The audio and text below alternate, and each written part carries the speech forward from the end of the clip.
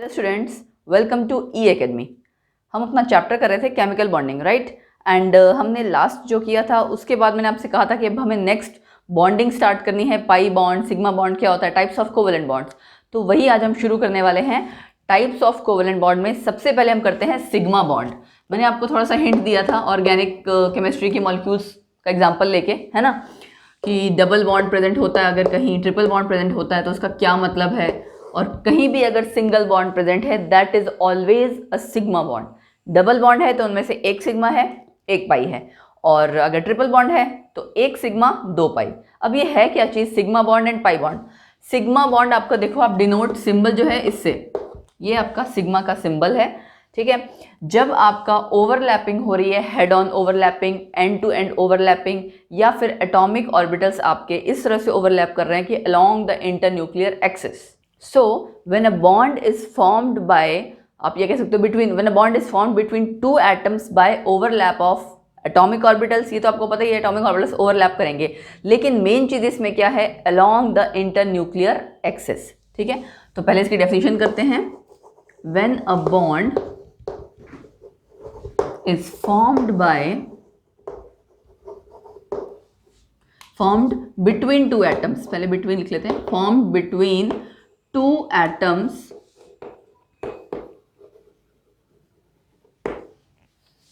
by the overlap of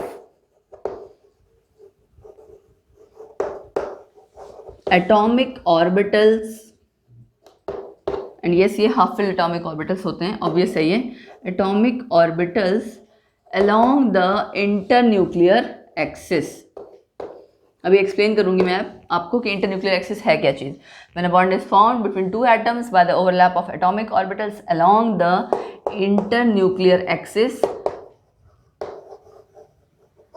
and bracket में आप लिखोगे क्या, हेड ऑन ओवरलैप या एंड टू एंड ओवरलैप, एक ही बात है, हेड ऑन ओवरलैप या फिर एंड टू एंड ओवरलैप। ये नेम आपको हर तरह के पता होने चाहिए कि इन केस आपको कहीं टर्म चेंज करके आ गई तो आप समझ जाओ। Then it is called as sigma bond, है ना, it is called as sigma bond.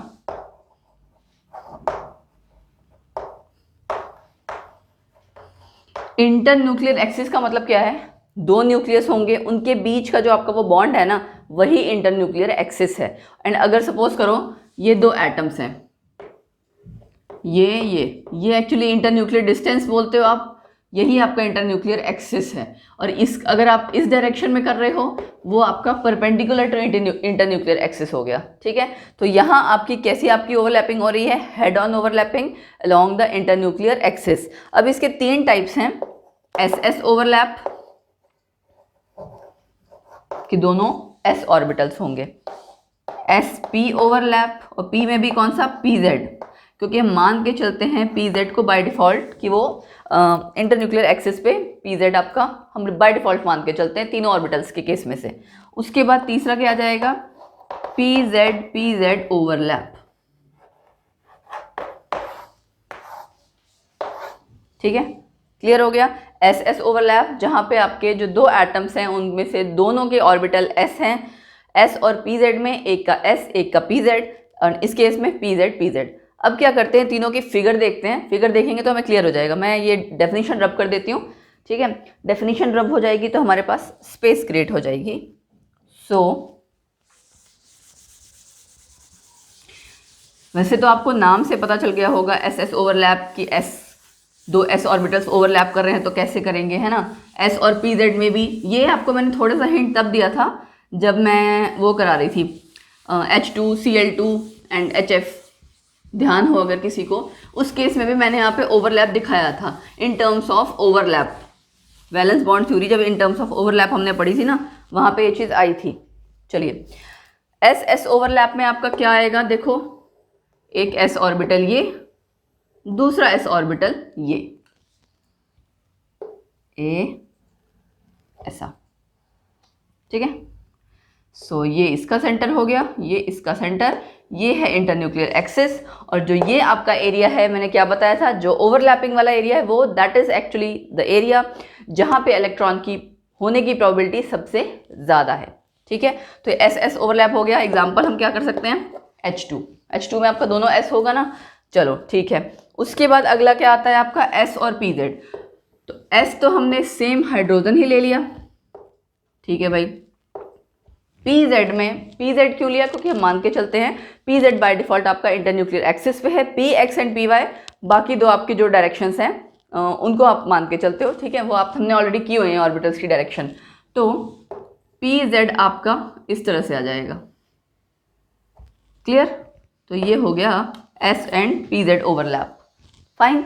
And तीसरा है आपका PZ ओवरलैप, मतलब दोनों ऑर्बिटल्स आपके P वाले हैं, ठीक है, क्लियर। अब ये जो यहाँ पे बीच का एरिया है दैट इज इंटरन्यूक्लियर एक्सिस, है ना। ये मेन एक्सिस आपकी ये वाली ही है, इस लाइन को आप कह रहे हो इंटरन्यूक्लियर एक्सिस। तो इस एक्सिस के अकॉर्डिंग ही यहाँ पे सपोज करो मैं थोड़ा सा इसको इस तरह से ड्रॉ कर देती हूँ।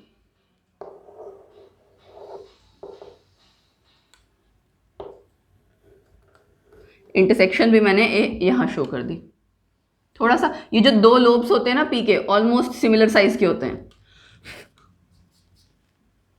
फाइन, अब क्लियर है। तो ये इंटरन्यूक्लियर एक्सिस हो गई जो हमने ड्रॉ करी है ना।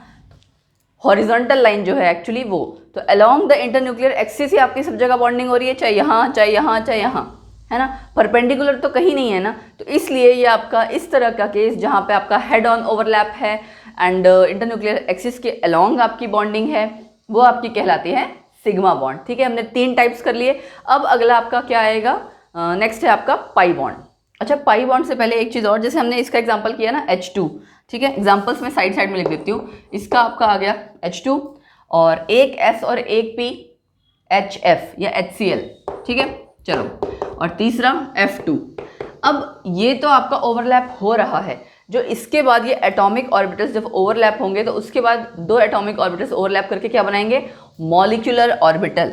तो मॉलिक्यूलर ऑर्बिटल मैं तीनों का ड्रॉ कर दे रही हूँ आफ्टर ओवरलैपिंग, ठीक है। इसका कैसा बनेगा देखो जरा,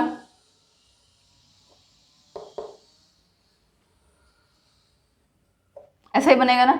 ये दोनों आपका जो साइज है वो ऑलमोस्ट सर्कल का आप कह सकते हो, स्फीयर का, वो ऑलमोस्ट सिमिलर होगा, ठीक है। तो ये आपका हो गया मॉलिक्यूलर ऑर्बिटल, कौन से वाला, एस एस ओवरलैप वाला। इसके केस में क्या होगा, ये जो ओवरलैप करेगा थोड़ा बड़ा होगा लोब, है ना, और दूसरे वाला आपका थोड़ा सा छोटा होगा, ऐसे। ये देखिए, एक बड़ा बनाया मैंने, एक छोटा बनाया, ठीक है।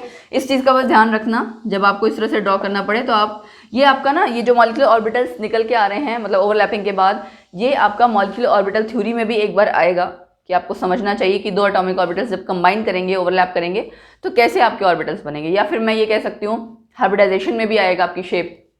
यहाँ पे क्या हो जाएगा, यहाँ देखो सेंटर में आपका ये बड़ा सा आ रहा है ना, एंड ये टॉफी शेप आ गई,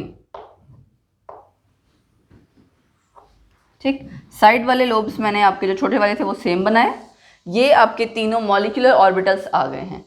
आफ्टर ओवरलैपिंग जो शेप बनेगी एक न्यू मॉलिक्यूलर ऑर्बिटल की, वो तो ये मिस हो गया था। अब शुरू करते हैं पाई बॉन्ड।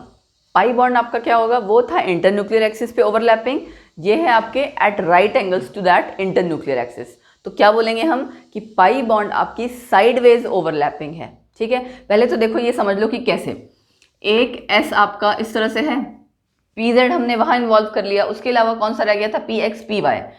PX सपोज कीजिए इस तरह से है, तो क्या ऐसे ओवरलैपिंग हो सकती है, और PY आपका टिल्टेड है, क्या इसके साथ S की ओवरलैपिंग हो सकती है, नहीं। तो ये सारी ओवरलैपिंग पॉसिबल नहीं है। PP ओवरलैपिंग ही आपकी जो साइडवेज वाली होगी वो खाली पॉसिबल है दिस वे, ठीक है। ये आपकी PP ओवरलैपिंग हुई, एंड उसमें भी आप फाइनली अगर शो करते हो तो ऐसे शो करते हो कि एक क्लाउड, मतलब ये क्लाउड किस चीज़ का, इलेक्ट्रॉन का क्लाउड है ना, जो ओवरलैपिंग हो रहा है वो इलेक्ट्रॉन ही है। तो एक इलेक्ट्रॉन क्लाउड आपका अबव द न्यूक्लियर एक्सिस और एक बिलो द न्यूक्लियर एक्सिस। इसीलिए आपका बहुत बार बच्चे इसको दो अलग अलग बॉन्ड काउंट करते हैं, नो, ये आपका एक ही बॉन्ड है, एक पाई बॉन्ड में दो क्लाउड्स होंगे, above the plane, below the plane, ठीक है, ओवरलैपिंग के बाद। और दूसरी बात ये है, पाई बॉन्ड अकेला कभी नहीं बनता है, सिग्मा बॉन्ड जब कहीं होगा तभी साथ में पाई आ सकता है, कंपनी करता है एक तरह से सिग्मा बॉन्ड। जैसे आपने देखा होगा डबल ट्रिपल कहीं भी था, वहाँ एक सिग्मा है एक पाई, या एक सिग्मा दो पाई। सो ये चीज़ याद रखो, पाई बॉन्ड आपका अकेले कभी नहीं आएगा। ओवरलैपिंग मैंने आपको बता दी कैसे होगी, ये है आपकी साइडवेज ओवरलैपिंग या लेटरल ओवरलैपिंग। तो हम क्या डिफाइन करेंगे, pi bond is formed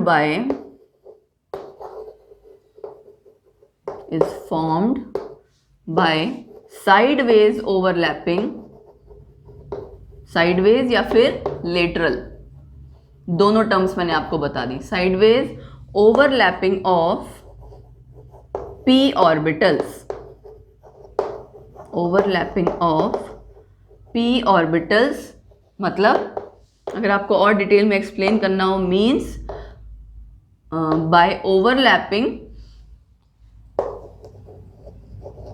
in a direction, कैसी है ये, at right angle to internuclear axis, in a direction perpendicular to भी कह सकते हो, in a direction perpendicular to या एट राइट एंगल्स टू, है ना, perpendicular to the internuclear axis. अभी देखते हैं कैसे। आई होप आप फिगर उस साइड देख के समझ ही गए होंगे। ये देखो इंटरन्यूक्लियर एक्सिस तो हमारा ये था, है ना, तो ये जो आपकी ओवरलैपिंग हो रही है वो उसके परपेंडिकुलर हो रही है ना, तो इसलिए ये आपकी एक तो साइडवेज ओवरलैपिंग है, ऊपर से परपेंडिकुलर टू इंटरन्यूक्लियर एक्सिस है, ठीक। सो इसलिए इस तरह के आपका जो भी बॉन्ड क्रिएट होगा वो पाई बॉन्ड होगा। एंड कब होगा, या तो px की बॉन्डिंग होगी, सॉरी ओवरलैपिंग होगी, या py की, ठीक है, या तो आपका px करेगा ओवरलैप या py, ठीक है, क्लियर है, क्योंकि अदरवाइज आपकी ओवरलैपिंग पॉसिबल नहीं है कि प्रॉपर ओवरलैपिंग हो। अब बात करते हैं कि एग्जांपल की, सपोज कीजिए मैंने लिया O2 molecule, O double bond O है ना, अब O में आपको पता है p ऑर्बिटल आएगा। चलो p ऑर्बिटल में भी हमने क्या किया, मैं आपको ओवरलैप करके दिखा दे रही हूँ, एक ऐसे और एक ऐसे, ठीक है। दूसरा जो इसका p ऑर्बिटल होगा जिससे वो ओवरलैप कर रहा है वो ऐसे होगा, ये इसके साथ ओवरलैप किया, ये इसके साथ ओवरलैप किया, ठीक है। इसका साइज आई थिंक थोड़ा बहुत छोटा बड़ा है, बट आप साइज एडजस्ट कर लीजिएगा। ये है आपका पाई बॉन्ड, ठीक है, ये दो, एक ये एंड एक ये दोनों ही आपके पाई बॉन्ड के इलेक्ट्रॉन क्लाउड्स हैं, above and below the plane, electron clouds above and below plane, ठीक है। दो बॉन्ड नहीं है, एक बॉन्ड है। और आपका जो सेंटर वाला आपका बॉन्ड है ये वाला, it is actually sigma bond, एक सिग्मा बॉन्ड बना, इंटरन्यूक्लियर एक्सिस पे ओवरलैपिंग हो रही है ना, तो ये सिग्मा बॉन्ड है, ये दोनों आपके, दोनों कह लो या दो इलेक्ट्रॉन क्लाउड्स हैं पाई बॉन्ड के। तो जैसे ये आपका एक सिग्मा और ये ऊपर वाला पाई, वही सेम चीज़ हमने यहाँ पे शो की है। एक और एग्जाम्पल लेती हूँ मैं नाइट्रोजन का। नाइट्रोजन में आपको पता है 3 बॉन्ड्स होते हैं, ठीक है, तो नाइट्रोजन का भी हम एग्जाम्पल ले लेते हैं ताकि आपको और क्लियर हो जाए। नाइट्रोजन में आपको बनाने हैं ट्रिपल बॉन्ड, ये दो तो आपके थे ही पहले भी, ठीक है, तीसरा आपका यहाँ आ जाएगा ए ऐसा, ठीक है। जब एग्जाम में बनाना पहले हल्का सा पेंसिल से बनाना, देन उसको फेयर करना पेन से, अदरवाइज कटिंग ही हो जाती है। ये आपका बना, अगर मैं कहूँ ए ऐसे, थोड़ा सा टिल्टेड हो गया ना, इसको मैं दिस वे। ये आपका जो ये आप देख रहे हो इंटरन्यूक्लियर एक्सिस पे बॉन्ड बन रहा है ना, ओवरलैप हो रही है, ये आपका सिग्मा बॉन्ड बन रहा है। अच्छा, उसके बाद ऐसे ही यहाँ पे मैं p ऑर्बिटल्स इधर भी ड्रॉ कर दूँ, एक ये था आपका और एक ये था, ठीक है। अब देखिए जो आपका सेंटर वाला है, ये वाली चीज़, ये तो है सिग्मा, ठीक है। पाई के लिए जो x वाला है वो x वाले के साथ ही करेगा। अगर मैं इसको थोड़ा सा बड़ा बना दूं, ओवर आपका लोब ये ऐसे, ठीक है, यहाँ पे तो है ही आपका सेम लेंथ पे, तो ये आपका जो बॉन्ड बन रहा है, ये येलो कलर से जो मैंने शो किया है ये, एंड ये, ठीक है। ये आपका किसके बीच में बना, पीएक्स पीएक्स, येलो वाला आपका पीएक्स पीएक्स वाला ओवरलैप बन गया। तो ये क्या बना रहा है, एक पाई बॉन्ड, ठीक है। नाइट्रोजन का एग्जांपल हम स्टडी कर रहे हैं N2, जिसको कि हम ऐसे रिप्रेजेंट करते हैं N ट्रिपल बॉन्ड N। अच्छा, अब जो आपका दूसरा पाई बॉन्ड बन रहा है वो ये पी वाई वाले से बन रहा है। ये मैंने स्ट्रेट ड्रॉ कर दिया, ये एंड ये, दिखा आपको। एक बॉन्ड आपका येलो से पाई बन रहा है और एक आपका पी वाई से बन रहा है पाई बॉन्ड। तो टोटल इसीलिए 2 पाई बॉन्ड्स और 1 सिग्मा। तो आपने देखा सिग्मा पहले बना, उसके बाद, यानी कहने का मतलब है कि पहले या बाद को तो छोड़िए, बट 1 सिग्मा बॉन्ड ज़रूर है, तभी 2 हमारे पाई बॉन्ड्स आए हैं। सो आई होप आपको सिग्मा और पाई बॉन्ड क्लियर हो गया होगा। अब हम बात करते हैं एक तो इनके डिफरेंस की, और दूसरा कि क्या सिमिट्री होनी चाहिए, क्या स्ट्रेंथ कैसी आएगी ओवरलैप के बाद, उस रिगार्डिंग सिमिट्री एंड स्ट्रेंथ के बारे में, about the overlap and the difference between sigma and pi bond. ये बहुत इंपॉर्टेंट है, पूछा जाता है सिग्मा एंड पाई बॉन्ड का डिफरेंस कर लेते हैं पहले सिग्मा और पाई का। तो इधर मैं लिख रही हूँ sigma bond and this side pi bond. सबसे पहले तो आपकी डेफिनेशन आ जाएगी ना, क्या बोलोगे आप, sigma bond is formed bye head on overlapping, है ना।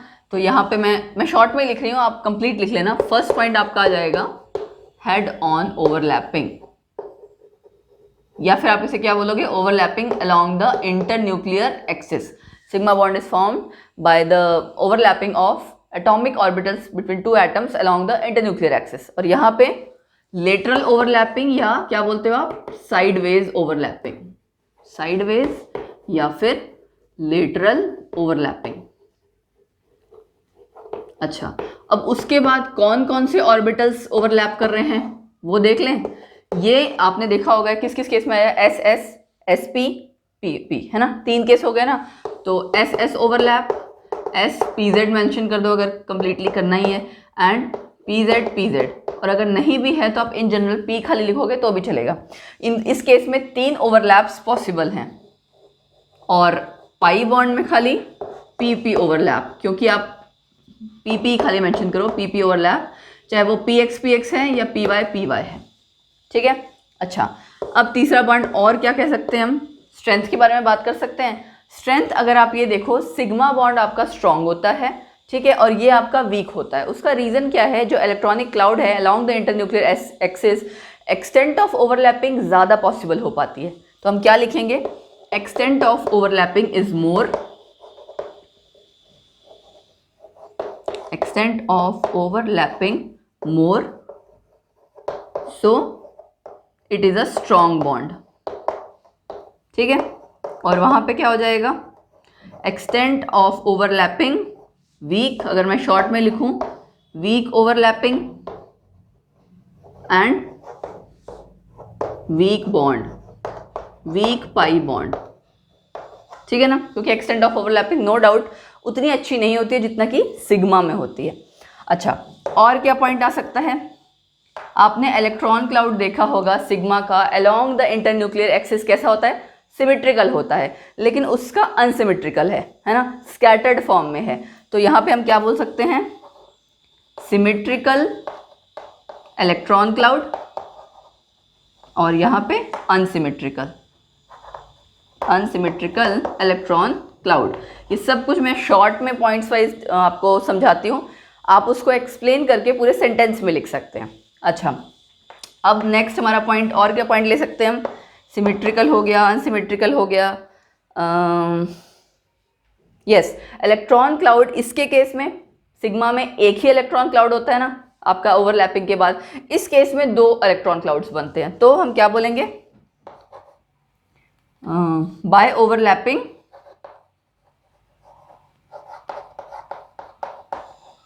one electron cloud is formed,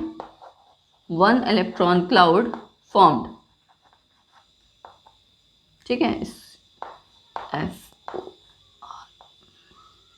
जल्दबाजी में कई बार राइटिंग थोड़ी ऐसी आ जाती है, बट एनीवेज। और यहाँ पे आपके क्या हैं, 2 electron clouds above and below the plane, above and below the axis, axis कर लो आप, बिलो इंटरन्यूक्लियर एक्सिस, क्योंकि आपने देखा होगा इंटरन्यूक्लियर एक्सिस के पे आपका सिग्मा बॉन्ड बन रहा होता है एंड उसके ऊपर और नीचे जो आपका 2 इलेक्ट्रॉन क्लाउड्स बन रहे होते हैं वो पाई बॉन्ड के होते हैं। अब लास्ट एक चीज़ आती है फ्री रोटेशन। आपने देखा हो सिग्मा बॉन्ड पे तो खाली एक इस हॉरिजॉन्टल रो में ही बॉन्ड है, आप रोटेट करना चाहो उसको इजीली रोटेट कर सकते हो। लेकिन अगर आप पाई बॉन्ड को रोटेट करोगे, सोचो सपोज करो ट्विस्ट कर रहे हो और रोटेट करना चाहते हो, नहीं कर सकते, 2 इलेक्ट्रॉन क्लाउड्स आपके above the plane below the plane अलग अलग टूट जाएंगे। सो यहाँ पे फ्री रोटेशन पॉसिबल नहीं है और यहाँ पे पॉसिबल है। तो आपका लास्ट पॉइंट, एक और पॉइंट क्या हो जाएगा, free rotation around sigma bond, around sigma bond is possible. ठीक है, यहां आप क्या लिखोगे, नॉट पॉसिबल। पूरा सेंटेंस लेके लिख सकते हो आप, free rotation around pi bond is not possible because both the electron clouds will vanish. Vanish मतलब खत्म हो जाएंगे, क्योंकि आपके 2 electron clouds above and below the जो एक्सिस है या बिलो द प्लेन कह लो वो है।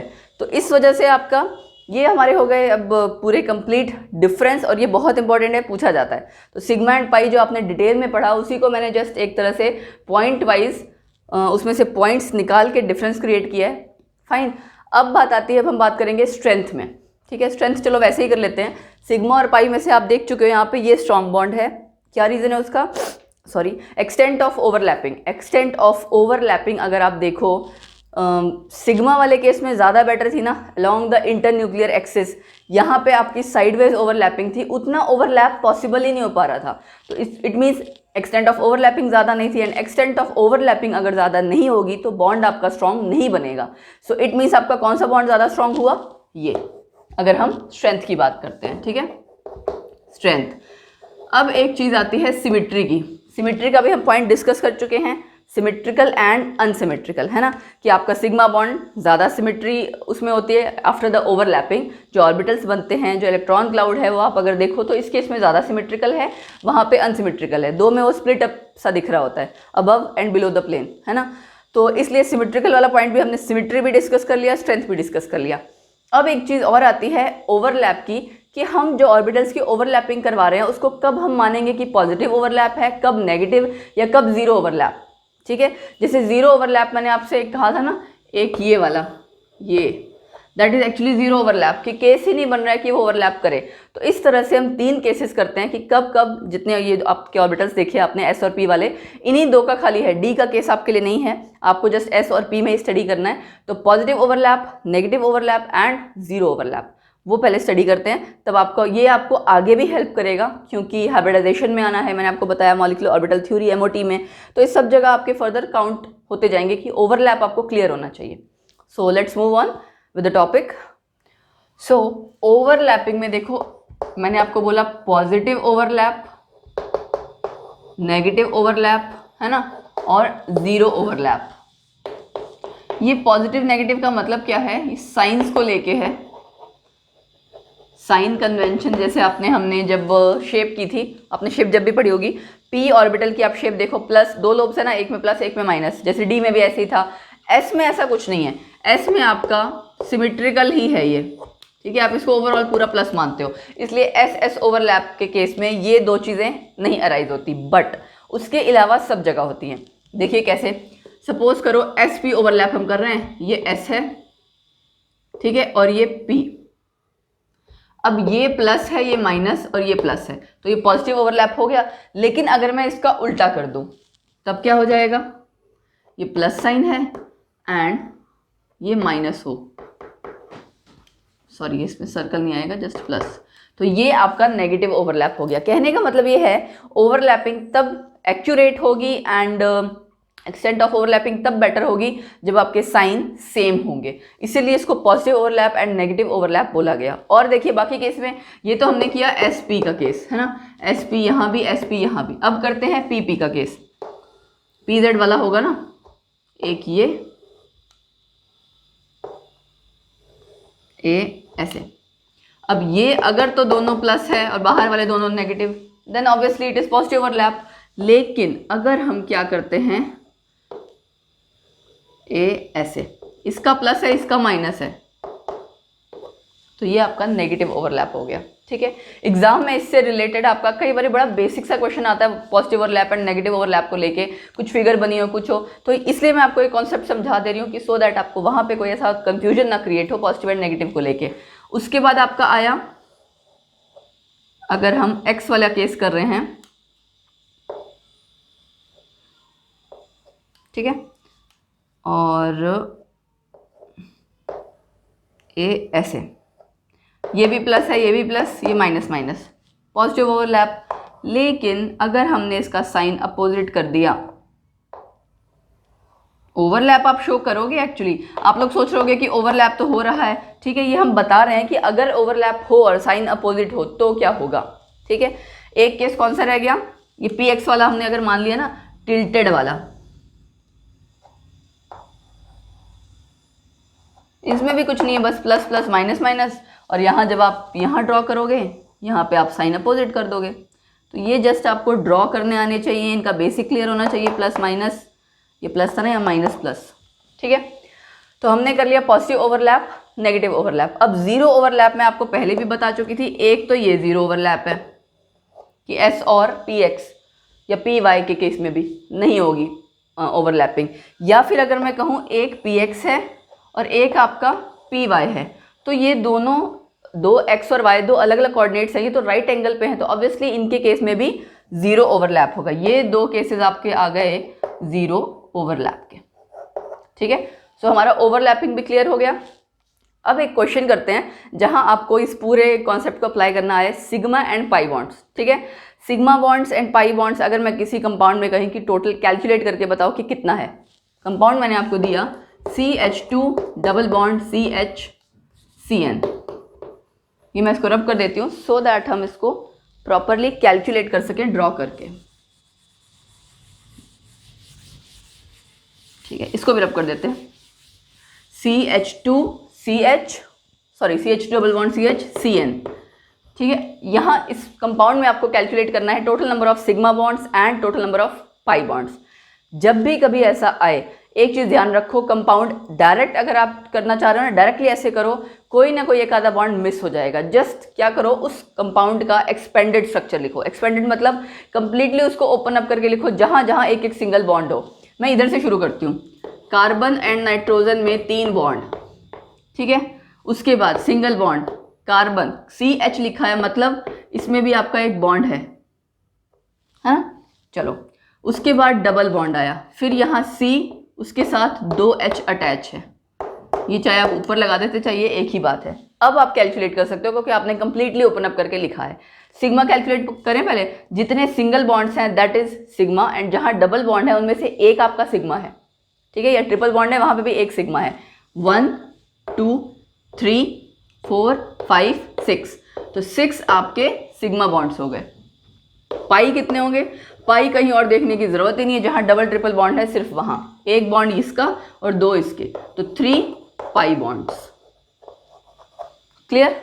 आई होप आपको सिग्मा पाई वाला पूरा जो टॉपिक है बॉन्ड वाला एंड उसके रिलेटेड ओवरलैपिंग क्वेश्चन सब क्लियर हो गया होगा।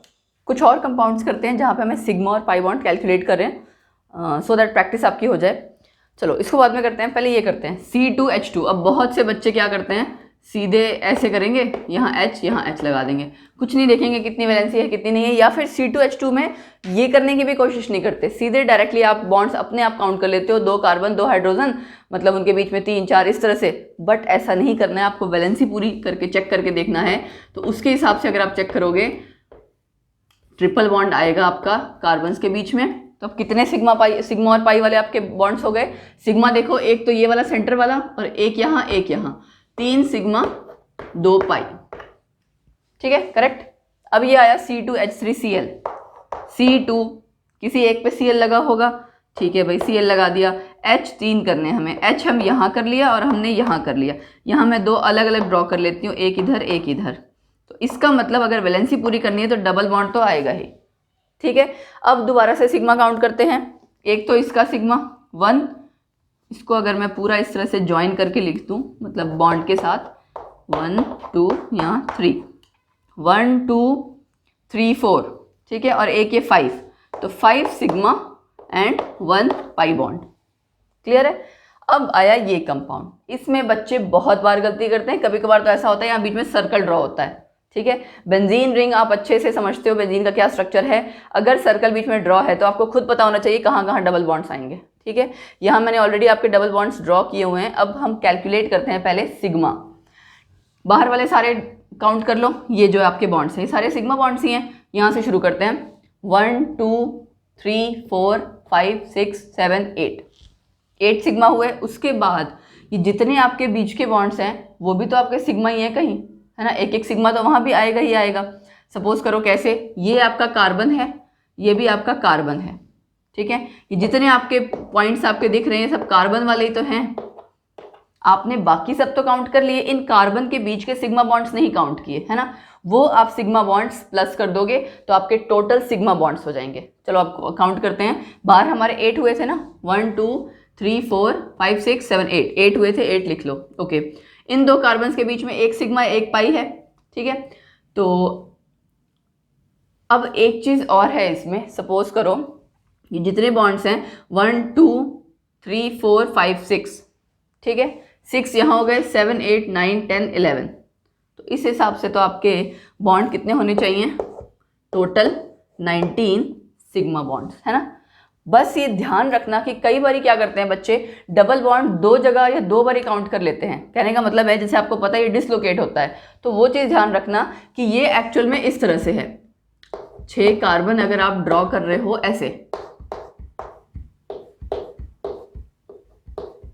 जब ये याद रखोगे तो याद रहेगा, ठीक है। दोबारा कर लेते हैं, 1 2 3 4 5 6 यहाँ हो गए, या पूरा काउंट कर चुके थे, 7 8 9 10 11 और 8 पहले, तो 19 आपके sigma bonds. And pi bonds कितने होंगे, 1 2 3 4 5, पाई तो चलो सिंपल है, पता ही लग रहा है, और कहीं है ही नहीं पाई बॉन्ड, ठीक है। सो आई होप आपको सिग्मा पाई बॉन्ड ये बहुत अच्छे से आ गया होगा। कोई भी कंपाउंड आ जाए आप क्लियर कर लोगे, आई मीन कैलकुलेट कर लोगे। एंड एमसीक्यू इस पे बेस्ड आता ही आता है, सिग्मा पाई पे एमसीक्यू बेस्ड आता है, चाहे आप इसको यहाँ का पार्ट मान लो, चाहे आप इसको ऑर्गेनिक केमिस्ट्री का पार्ट मान लो, बट एक क्वेश्चन आएगा ही आएगा। सो अब इसके बाद जो नेक्स्ट हमारा टॉपिक आएगा वो आएगा बॉन्ड पैरामीटर्स। पैरामीटर का मतलब क्या होता है, कोई मापदंड जिसको आप ध्यान में रखते हुए कुछ कैलकुलेशन करते हो, मापते हो।